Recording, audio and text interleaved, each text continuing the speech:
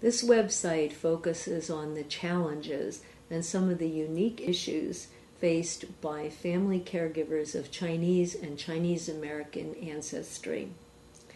On this particular website, you will find information that is suited to your needs.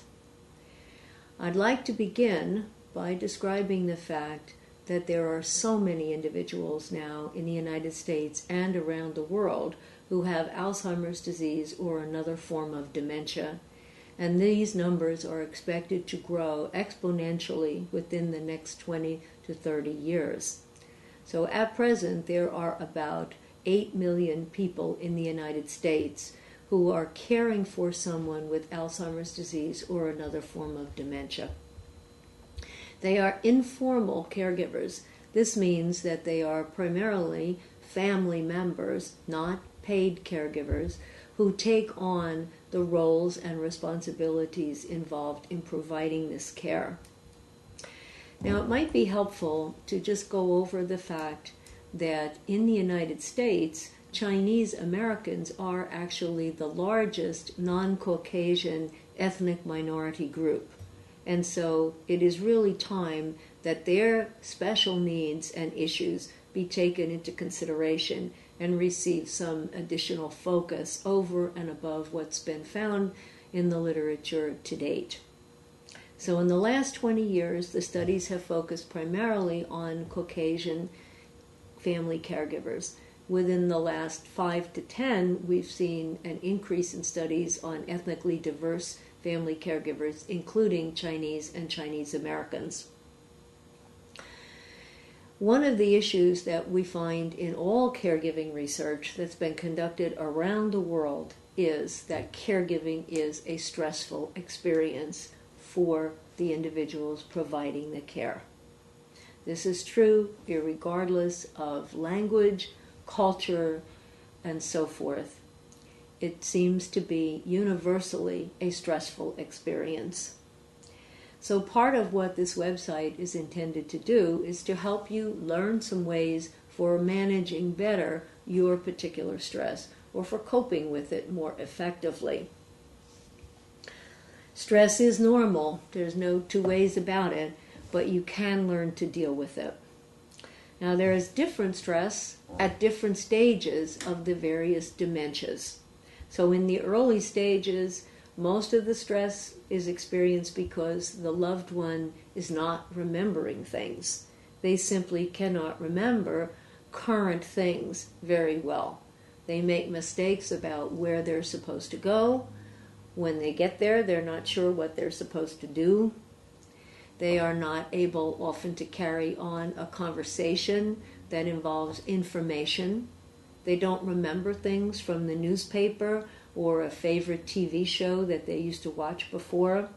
And many times what this leads to is the behavior that they ask questions over and over again because they honestly don't remember the answers that you as the caregiver might have given them. So repetitive questioning is a common problem in the early stages that is really frustrating to most caregivers. Now, as dementia progresses, what tends to happen is that the individual develops more behavioral problems. So they may be inappropriate in how they dress or how they act in public or how they use utensils to eat their food. They may be inappropriate in what they say to other people. They often don't recognize people that they used to know very well. Particularly, this can be stressful for family members if they are not recognized. Wandering can occur. The person can leave in the middle of the night. You don't know where they're going, how they're going to get back. That's a very difficult one. And oftentimes incontinence occurs as well in the middle stages. So these are all problems that definitely result in stress among the family caregivers, oftentimes because they really don't know how to handle some of these problems. They don't know what to do. And that's reasonable because no one ever taught us what to do to be a good caregiver. And then in the final stages, the individual needs usually total care. They're not able to care for themselves. They can't wash or bathe themselves. They're not able to feed themselves. They need help going to the bathroom. They certainly can't handle finances or make reasonable decisions about things anymore. So this is, for many, the most stressful phase because it's the one that puts the most burden on the family. So you might ask, well, what can we do to cope with this stress so that we're not so overwhelmed as these things keep happening? Well, research has shown that there are some very useful methods for coping with stress that have been used with Chinese families, Chinese and Chinese American families, in several research studies conducted by my colleagues and myself. One that's a very important one and a very easy one is learning to relax in the stressful situation. Relaxing, I know it sounds difficult because it doesn't really fit with what you're feeling when you're feeling stressed, but that's the whole point. That if you are able to introduce a brief pause and some relaxation technique to use at that moment, you are likely to be able to handle the situation better. And a real simple one has to do with breathing. We all breathe. We breathe all the time, hopefully, but we don't necessarily breathe deeply or mindfully. So this technique is a technique where you focus more on your breathing. You try to breathe slowly, inhaling and exhaling, perhaps to a count of 3 or 4 or 5. The idea being that as you reduce the physiological arousal associated with stress, you're better able to think clearly and handle the situation more effectively. So there are many self-help books that go into these kinds of techniques in more detail than what we can do here, and I would recommend that you seek out that sort of additional information. Now, a second technique for managing stress, so it's not so overwhelming, is to learn to challenge some of your negative thinking about the situation. And again, you might be saying, well, negative thinking, that's part and parcel of being a caregiver. It is kind of hopeless, the future, they are going to get worse. That's true. You are stressed. You are doing a lot. You may be really genuinely overwhelmed. So you might say, how can I change these thoughts? Well, the answer is that while the thoughts may be accurate to some degree, they often aren't completely accurate, and holding on to these thoughts can be unhelpful. It can be unproductive. Why? Because when you have these kinds of negative thoughts, they lead to negative feelings about yourself. The thoughts and the feelings are closely related. And as we develop negative feelings like sadness and guilt and frustration that we're not doing enough, oftentimes that fuels the negative thoughts all the more. We get into a vicious cycle. So what we need to learn to do is to take a moment and reflect on our thoughts. Are the thoughts fully accurate? Are they completely true?